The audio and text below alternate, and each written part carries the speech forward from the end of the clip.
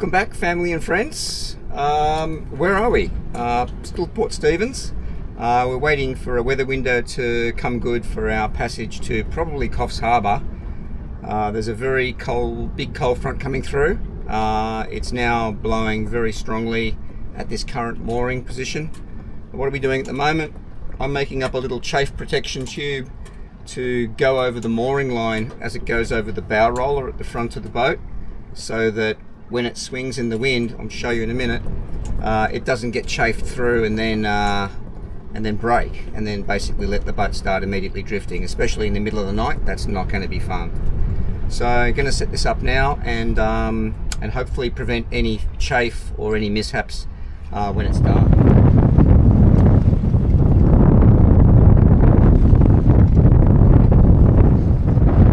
This was supposed to be one of the more sheltered areas in the upcoming blow, but hasn't turned out that way. The wind swung around to the northwest, or a lot of north in it, so hopefully it only lasts a little while and things calm down a little bit. Well, how's that? We may have to actually abandon this spot because there's now only 1.5 or 1.6 meters of water under the boat, and the boat needs a minimum of a 1.10 meters deep, so I've only got about 400 mils to play with, and if the tide drops any more, we're going to be on the bottom. So let's have a look at the tide table and see if we're at the bottom of the tide now. I think we're going to be close to it, hopefully. Otherwise it'll be abandon and try and find somewhere else. Okay, so if we check out the navionics table, it shows us that we're right at the bottom of a very low tide, 0.4 meters. There's our now symbol. So we should be fine. It should start to go up pretty soon. I'm just going to have to definitely keep an eye on it. So guys, that spot where I was before became a no-go. The water got too shallow. There was waves from 23 knots of wind coming into the bay, so I decided to move a little bit further up the bay. Found a more sheltered location. But, you know, had to pick up one of these moorings. As you can see, it's hasn't been serviced in a long time, and got crap all over me. I stink like a mollusk, and yeah, at least it's flat here, windy, but at least the water's fairly smooth. So cheers. Just further to that, from the University of YouTube, I remember a sailing channel called Sailing Nanji. The guys trusted a disused mooring that they were on, and it broke, and they went up on a coral reef in the middle of the night. So because that mooring looks like it hasn't been used for so long, I'm definitely going to set an anchor alarm just in case something breaks on the mooring apparatus during the night.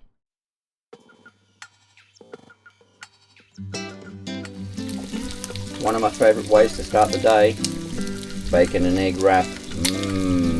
Smells delicious. Who says you can't eat well on a tiny boat?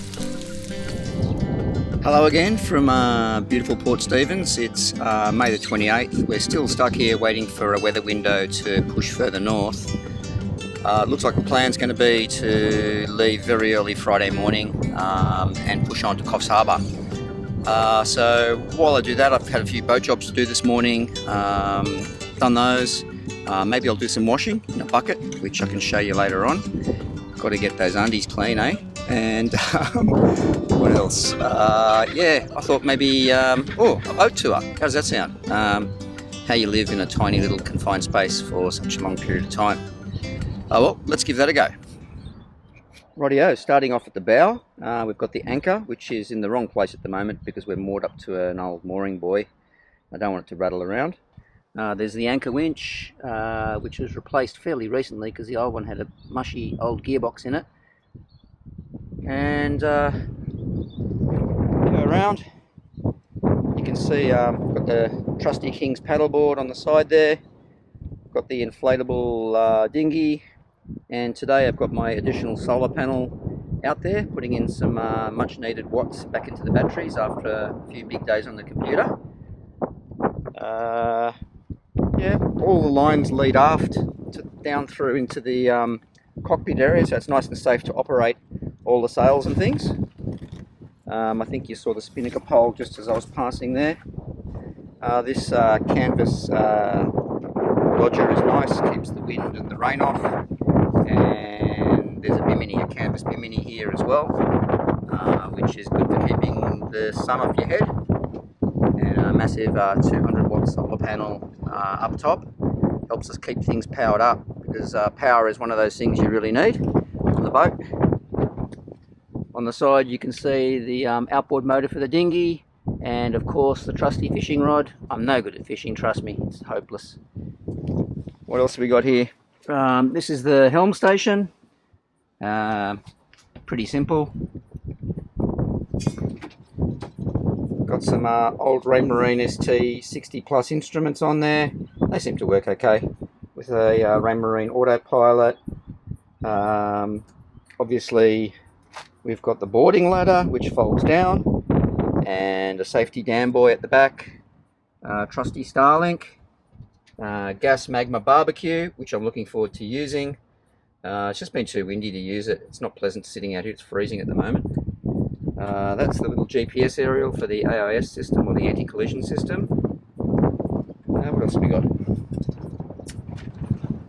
Underneath this little Dodger is a good place to store stuff as well. Everything goes into rope bags to keep things nice and tidy, so you don't have ropes everywhere.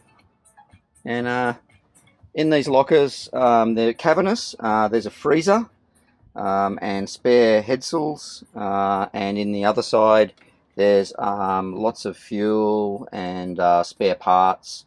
You can carry a lot of things in there. You can stand up in them basically. Rightio. Going downstairs, what do we got?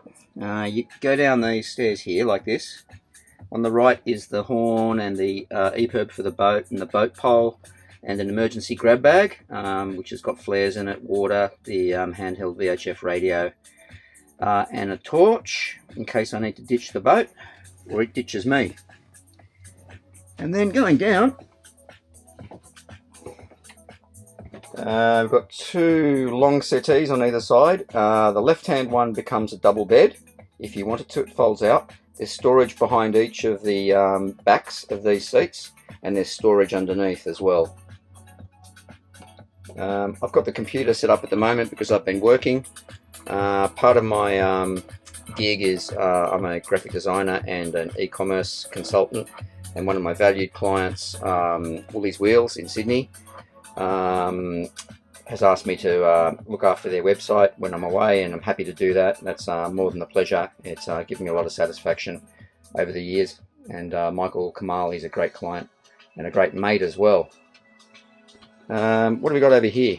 A little table. We've got a VHF radio and the AIS system. A simple little kitchen. It's just a 2-burner methylated spirit stove which works very efficiently. All the food's down in the cupboard under there. There's drawers for cutlery. There's a sink. You've got hot and cold water and salt water to rinse things off with. Big fridge under there.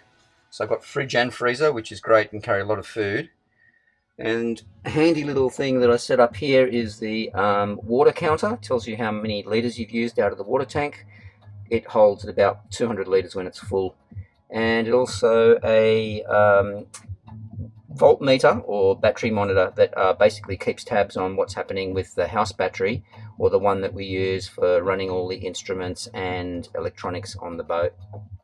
And that's charged either by solar or by the main engine generator, or alternator as it's also known. And underneath here there's an electrical panel, and that's where we control what stays on and what stays off. Rightio, opening up the bathroom. There's a full bathroom with hot and cold water. The water's only hot if you run the engine for about 20 minutes. That heats the water in the water tank. It can be also heated from 240 volt power if you're at a marina. So there's a toilet in there which is manual flush, but I'm going to convert it to electric flush fairly shortly. I have the kit for that. There's a shower actually in here as well, although it does use a fair bit of water if you're doing that regularly. And a basic cabinet and a mirror, of course, and more storage underneath. So plenty of space for what you need to do for 1 or 2 people. There's side storage, little fruit locker, of course my lovely poster that my girls made me, my delightful girls. And then yeah, moving forward, we've got a plate rack and cup holders, various assortments there. Trusty guitar over in the corner. And here's the main sleeping quarters. So big V-berth with tons of space, lockers on either side.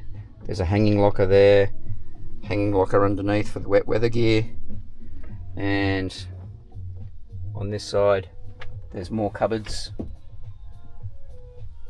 Tons of space, really comfortable, full inner spring mattress, nice port lights, and a lovely hatch overhead.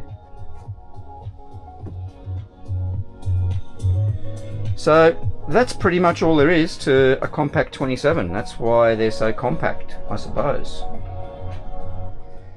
I've been self-employed all my life, actually, and one of the biggest issues with coming away for a 3-month trip is what are you going to do with your long-standing clients? Unfortunately, I had to take the step to notify them that I was going away for 3 months, and so they could make alternative measures. Fortunately, my clients I can work remotely from the boat. I have kept and will continue to service. So there was a bit at stake in deciding to do this whole venture as an income stream anyway, so that's okay. You know, I would have only regretted it if I hadn't pulled the pin on this, so that's how it goes. Okay, so let's have a look at the weather situation for our departure. I've plugged in the trip to Coffs Harbour. From the heads to the harbour mouth is approximately 165 nautical miles, and at 5 knots it says it's going to take 1 day and 9 hours, or 34 hours, 33 hours, give or take. So that's a big overnighter and 2 full days of day sailing. Let's have a look and see when the best time will be to leave in the near future. So I use the Windy app just to give me an idea of what's going on with the passage. You can see here if we left at the moment, we wouldn't get there till 11 p.m. On Thursday evening, and we'd be getting peak wind gusts of 27 knots, but generally the wind looks all right, but the swell height isn't ideal. It's too high, and even though we'll be running with it most of the time, it's just getting bigger and bigger. So I think it's starting to drop off on Friday. We can move this little bar and have a look if we departed, say, 6 a.m. on Thursday. Thursday and Friday we're still going to get peak gusts of 29 knots, but generally a steady wind state of around about 21 knots. Getting lighter up towards Coffs Harbour around here.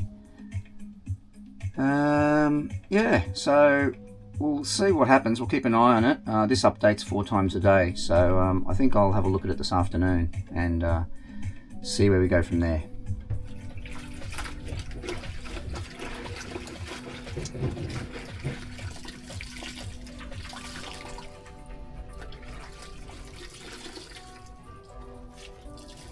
Being stuck at Port Stephens is really a first world problem, isn't it? It's turned out to be a beautiful afternoon. Who's up for another scooter ride? See if we can make it into Salamander Bay and see what that's like.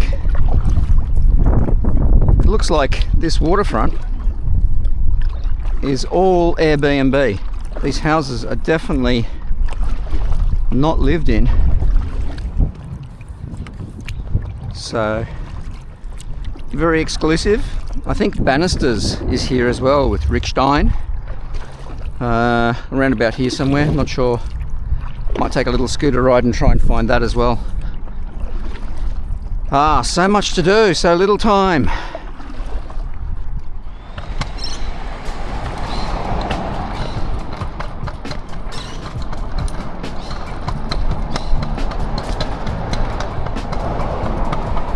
Coming into sunny Salamander.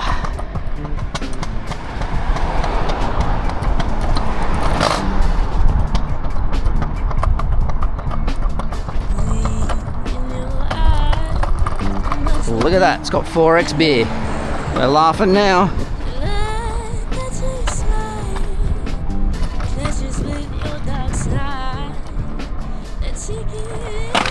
Oh, Jesus. If you fancy a cold beverage in a bowl, Soldiers Point Bolo. Oh, they've got it made here. This is Soldiers Point Marina. Stayed here in January with Laura, my wife.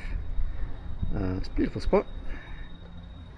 Wouldn't have been yesterday though in the wind. You can get a really good feed here at the deck. Very nice if you bring your partner here. Apparently Joseph Conrad said that going to sea is enchanting, disheartening and enslaving, and I can see why, and you're about to see why. This day is terrible and I've got to go and get some fuel and water. So back on the paddleboard with fuel and water canisters. This is going to be interesting. I got thoroughly sick of being in a washing machine at the other mooring buoy just outside the seawall, so I've snuck up and gotten on the end of this pontoon, which is the pump out wharf at Nelson Bay. It's pretty late in the afternoon, so I don't think anybody's going to trouble me. I'm next to the MV Wollamba, lovely ferry behind me. It was a little sketchy getting in by myself, but yeah, no, all good. Hopefully you don't get kicked off because it's about to get dark in about half an hour.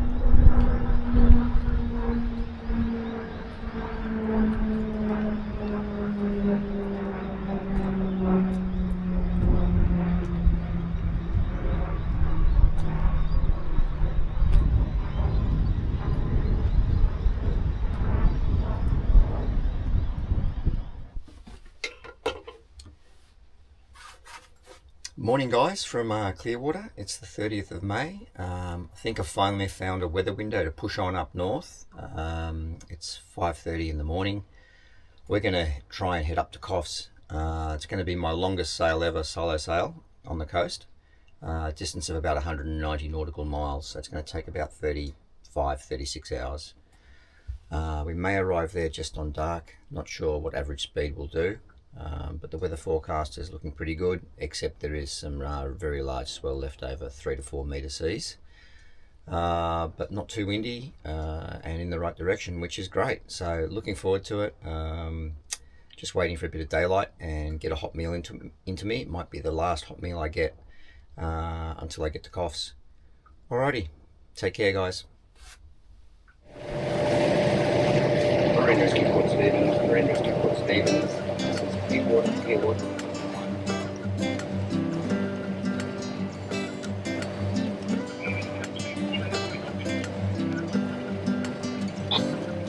Morning, Marine Rescue. I intend to make a passage from Port Stephens to Coffs Harbour. I just wanted to log on, please, and get any update information about the bar at the moment. Obviously, is it open or that we're getting waves breaking in?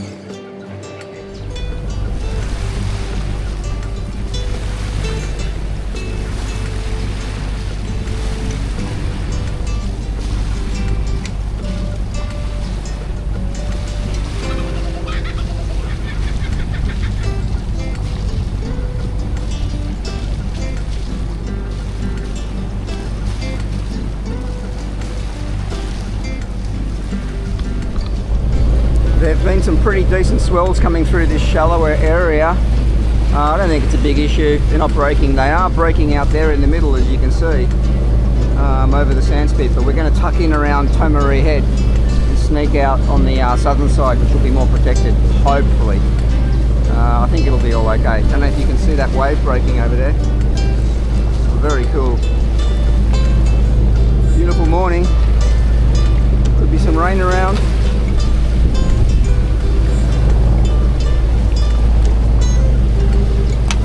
Super pumped. Let's get into it.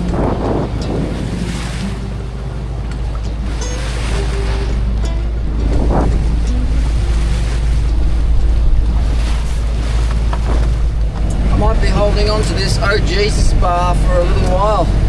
It's pretty imposing. I'm going to try and pull out half a jib and turn the motor off, see how we go. What a rugged landscape, guys. I think you can see the seas are pretty big. Still running 3 to 4 metres out here. Heading towards Broughton Islands. Off in the distance. Pass by on the starboard side of those. Esmeralda Cove. There's no way anybody's getting in there today. It'll be pumping.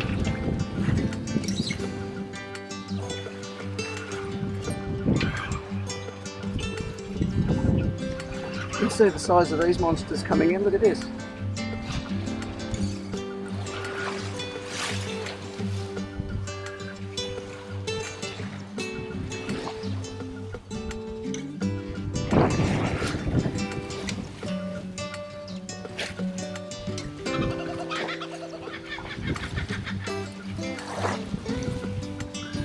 Feels good to be alive.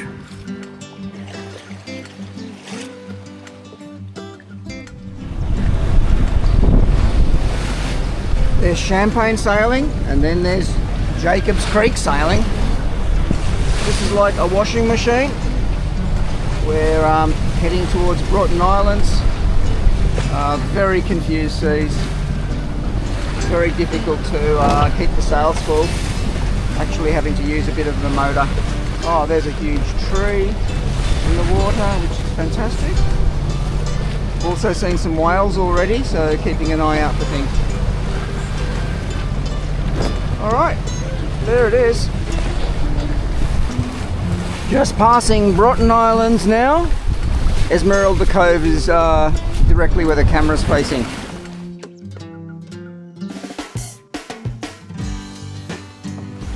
Wouldn't want to be trying to get in there today.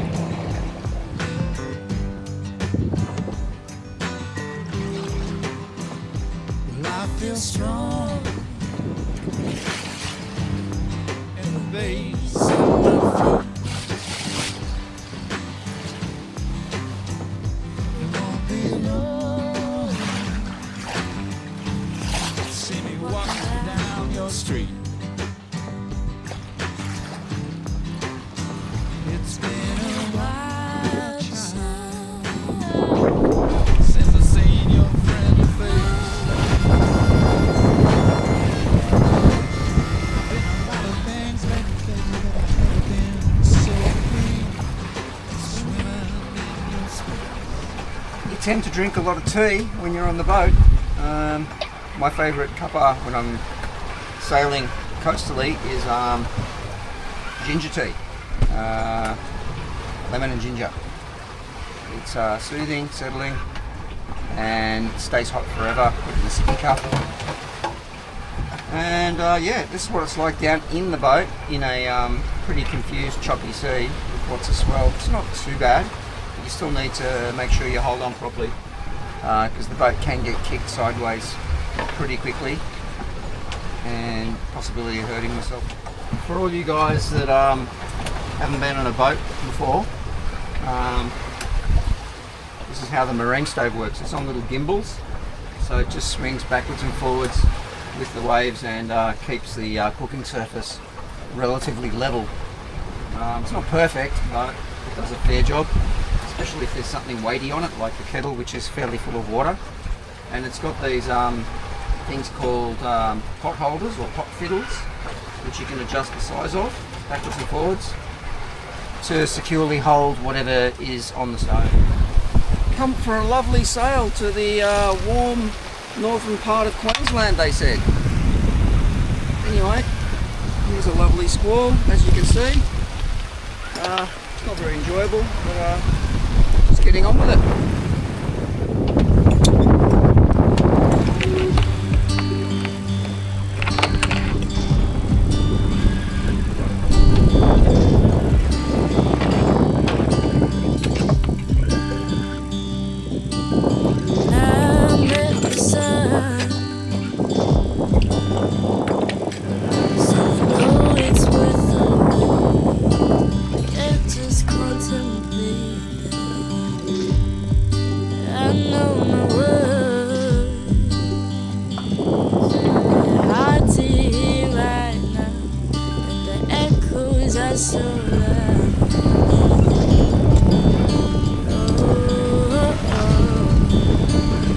I'm tired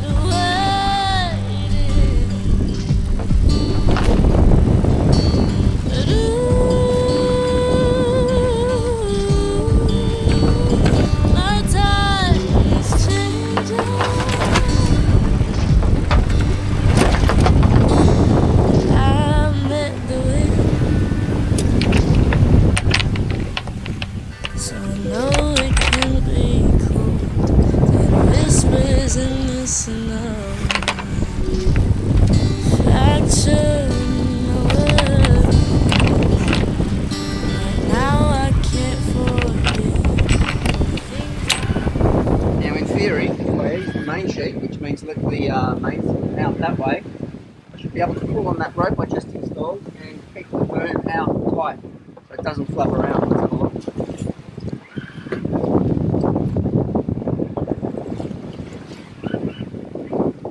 And there it goes. Let's see if we can tighten it.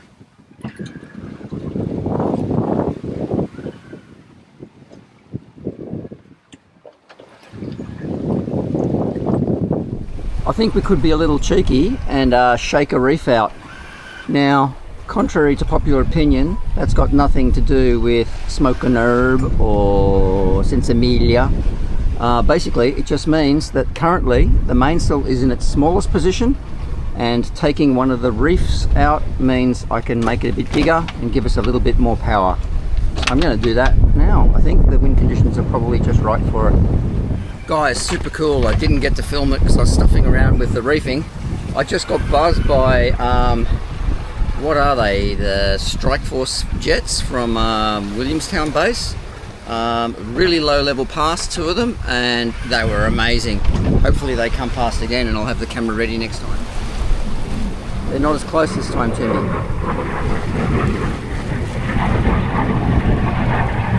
Incredible machines.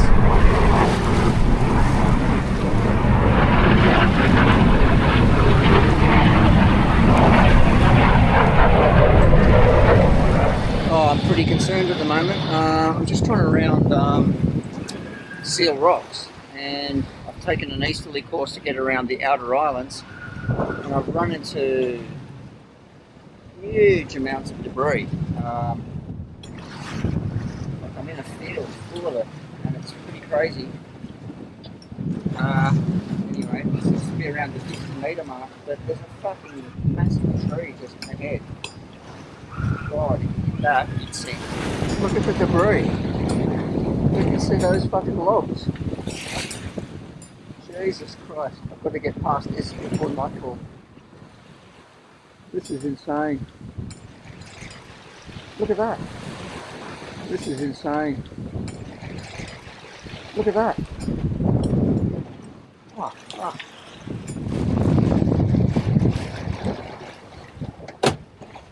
We're just passing the rugged and very beautiful Seal Rocks. There's the lighthouse there. And we just cracked 9.3 knots. You can see it's pretty lumpy, the old sea. But it's going with us. We seem to have gotten out of that debris field, fortunately. It's all the logs and stuff out of all the rivers. So we're heading towards Crowdy Head now. We've got a fairly stiff 15 to 17 knot sou'wester, which is helping us along.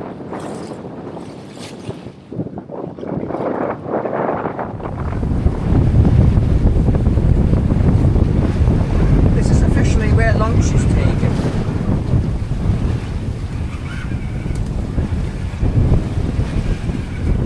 Hummus and falafel wraps. My friends at Whitworth know that I love these. Oh, with a bit of Spanish onion.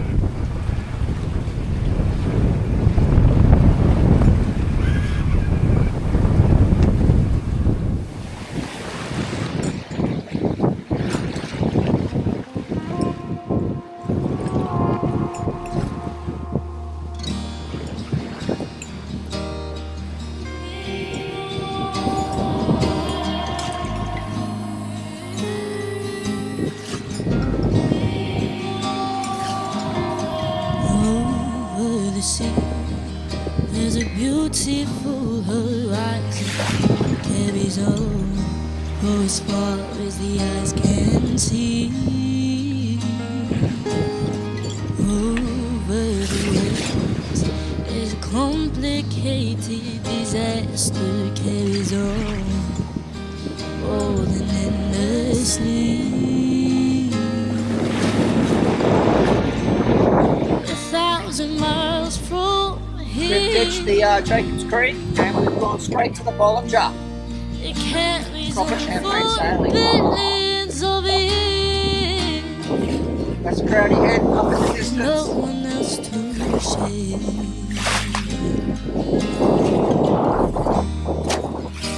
Beautiful conditions, 15 to 17 knots.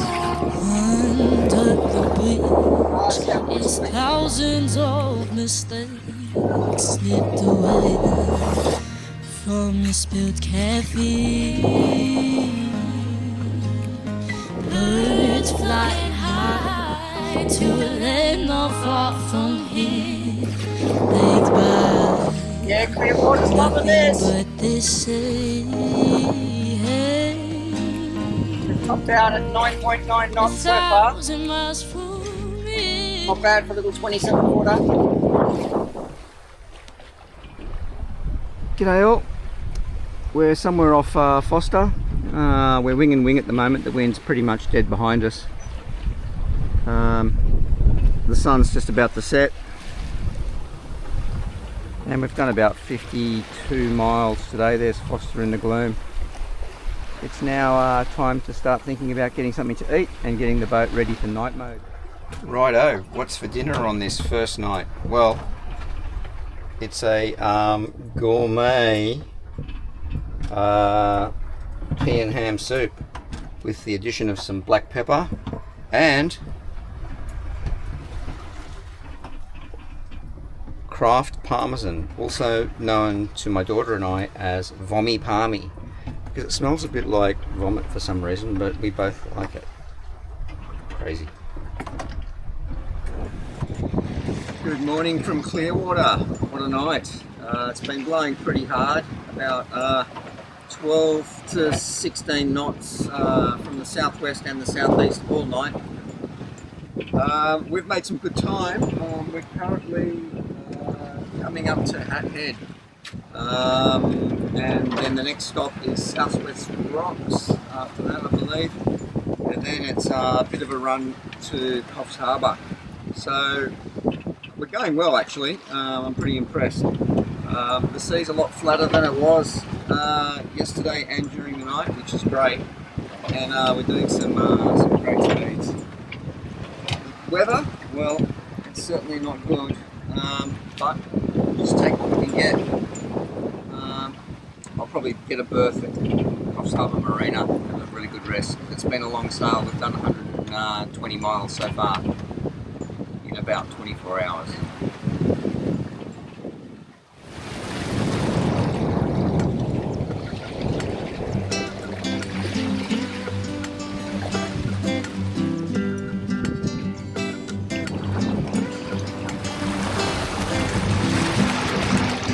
Double rainbow.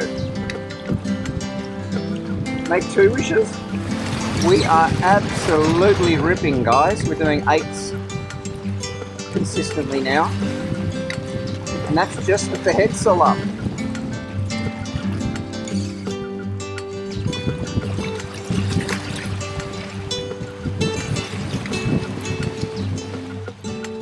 How about the curvature of that? Ugh. Oh my god, there's a huge whale right there next to the Smoky Cape Lighthouse coming up.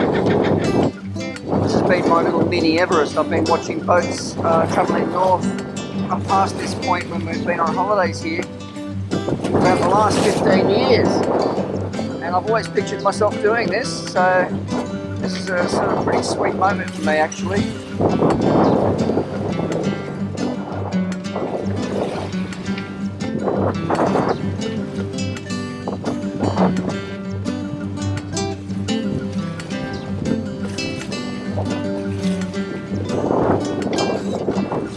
Up ahead is Fish Rock. Fish Rock's a well-known dive site. If you want to go between the mainland and Fish Rock, we can go to the starboard side of it.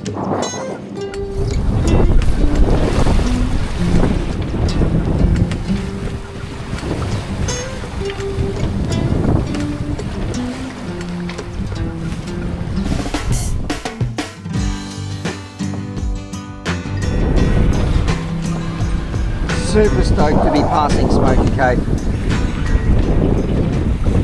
It's a fantastic spot. Lots of family holidays here over the 15 years, and lots of watching other sailboats go around it. There's Little Smoky Beach.